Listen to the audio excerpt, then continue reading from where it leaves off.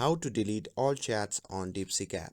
Hey everyone, welcome back to the channel. In today's video, I'm going to show you how you can delete all the chats in the DeepSeek app.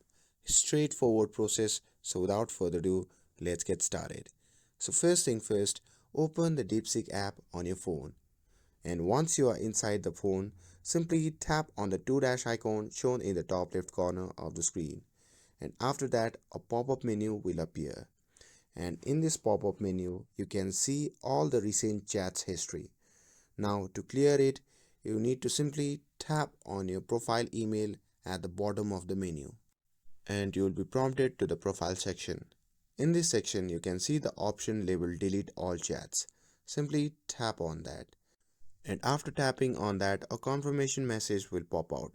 From there you simply have to tap on confirm deletion, and after tapping on that, all your chats will be deleted. And basically that's how you can delete all the chats on the DeepSeek app. With this, if you found this video helpful, then don't forget to like, share and subscribe to get updated for more videos. Thanks for watching and I'll see you in the next video.